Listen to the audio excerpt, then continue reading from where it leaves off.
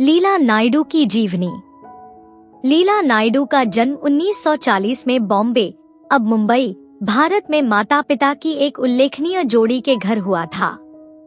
उनके पिता डॉक्टर पट्टीप्ती रामैया नायडू आंध्र प्रदेश के मदनपल्ले के एक प्रतिष्ठित परमाणु भौतिक विज्ञानी थे, जिन्होंने नोबेल पुरस्कार विजेता मैरी क्यूरी के अधीन काम किया था और पेरिस में उनकी एक प्रयोगशाला का प्रबंधन किया था। उनकी मां डॉक्टर मार्थे मंगे नायडू पोंट डिएविग्नन की एक स्विस फ्रेंच पत्रकार और इंडोलॉजिस्ट थीं, जिन्होंने सोरबोन से पीएचडी की थी। 7 गर्भपात के बाद लीला उनकी एकमात्र जीवित संतान थी। विशेषाधिकार प्राप्त संबंधों के साथ पली बढ़ी नायडू ने अपने शुरुआती साल यूरोप में बिताए और जिनेवा, स्विट्जरलैंड के एक कुलीन स्कूल में पढ़ाई की। अपनी किशोरावस्था के दौरान उन्होंने प्रसिद्ध फिल्म निर्माता जीन रेनॉयर से अभिनय की शिक्षा ली। उनकी युवावस्था का एक उल्लेखनीय क्षण पेरिस के ग्रैंड होटल ओपेरा में साल्वाडोर डाली से मिलना था, जहां उन्होंने मैडोना की उनकी पेंटिंग के लिए पोज दिया था। 1954 में मात्र 14 वर्ष की आयु में नायडू को फेमिना मिस इंडिया का ताज पहनाया गया। उसी वर्ष उन्हें वोग पत्रिका की विश्व की 10 सबसे सुंदर महिलाओं की सूची में शामिल किया गया। यह वह सम्मान था जिसे उन्होंने 1950 और 1960 के दशक में दुनिया भर की प्रमुख फैशन पत्रिकाओं में बनाए रखा। उनका फिल्मी करियर 1962 में ऋषिकेश मुखर्जी द्वारा निर्देशित अनुराधा से शुरू हुआ, जिसमें उन्होंने बलराज साहनी के साथ अभिनय किया। हालांकि यह व्यावसायिक रूप से सफल नहीं रही, लेकिन फिल्म ने सर्वश्रेष्ठ फीचर फिल्म के लिए राष्ट्रीय फिल्म पुरस्कार जीता। वह उम्मीद 1962, ये रास्ते हैं प्यार के 1963 और द हाउस होल्डर 1963 सहित कई उल्लेखनीय फिल्मों में दिखाई दी, जो मर्चेंट आइवरी प्रोडक्शंस की पहली फिल्म थी। बाद की फिल्म रूथ प्रावर झबवाला की पुस्तक को रूपांतरित करने के उनके सुझाव के माध्यम से आई, जिसके परिणामस्वरूप मर्चेंट आइवरी और झबवाला के बीच एक महत्वपूर्ण साझेदारी हुई। नायडू के निजी जीवन में 2 विवाह हुए। 1956 में 17 साल की उम्र में उन्होंने ओबेरॉय होटल्स के संस्थापक के बेटे तिलक राज ओबेरॉय से शादी की।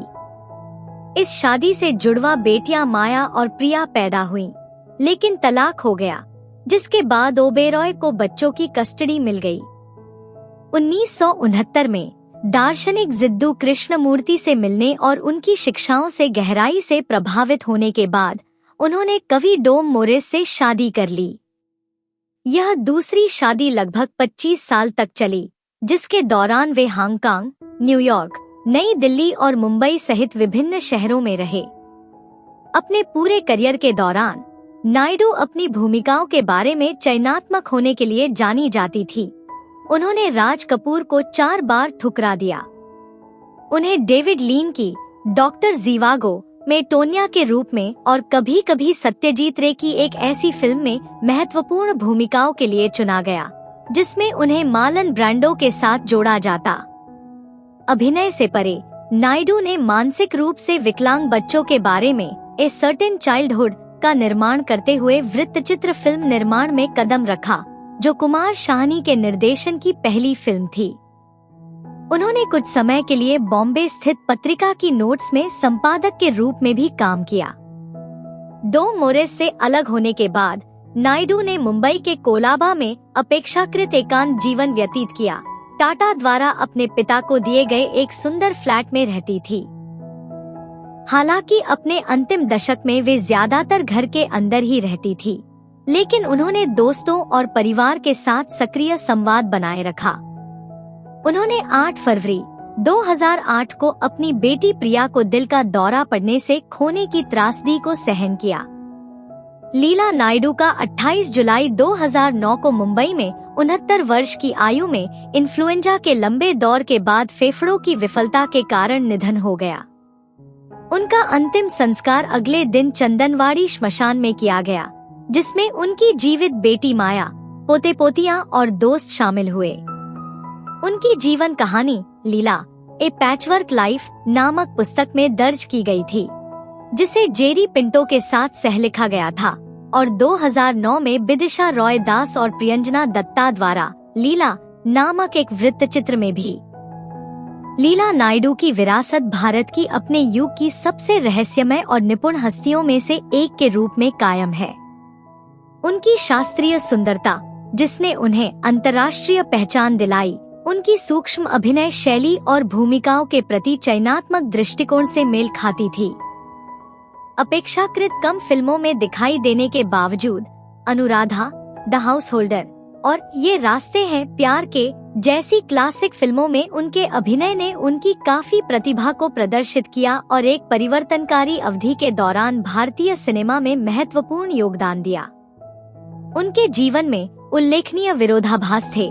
प्रतिष्ठित बौद्धिक माता पिता के घर जन्मी, यूरोप में शिक्षित, ब्यूटी क्वीन का ताज पहनाया और सिनेमा में सफलता हासिल की, साथ ही अपनी शादी, अपनी बेटियों की कस्टडी खोने और अंततः अपनी बेटी प्रिया की मृत्यु के माध्यम से गहन व्यक्तिगत संघर्षों का भी सामना किया। साल्वाडोर डाली, जिद्दू कृष्णमूर्ति और मर्चेंट आइवरी टीम जैसी उल्लेखनीय हस्तियों के साथ उनका जुड़ाव कलात्मक और बौद्धिक दोनों ही क्षेत्रों में उनके महत्व को दर्शाता है। शायद सबसे उल्लेखनीय बात यह है कि नायडू ने अपने समय के लिए एक अपरंपरागत रास्ता अपनाया, अपने करियर और व्यक्तिगत जीवन दोनों में साहसिक विकल्प बनाए।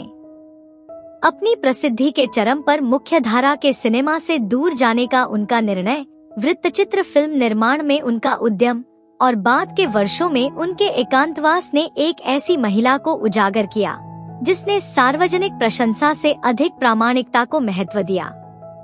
उनकी मृत्यु से कुछ समय पहले उनके संस्मरण लीला ए पैचवर्क लाइफ के प्रकाशन ने उनकी उल्लेखनीय यात्रा और 20वीं सदी के मध्य भारत में प्रसिद्धि, व्यक्तिगत संबंधों और कलात्मक अखंडता को नेविगेट करने की जटिलताओं के बारे में बहुमूल्य अंतर्दृष्टि प्रदान की। उनकी कहानी नई पीढ़ियों को आकर्षित करती है, न केवल उनकी प्रसिद्ध सुंदरता या फिल्मी करियर के लिए, बल्कि अपने जीवन को अपनी शर्तों पर जीने के प्रमाण के रूप में, जो उनके रास्ते में आने वाले विशेषाधिकारों और चुनौतियों दोनों को गले लगाती है।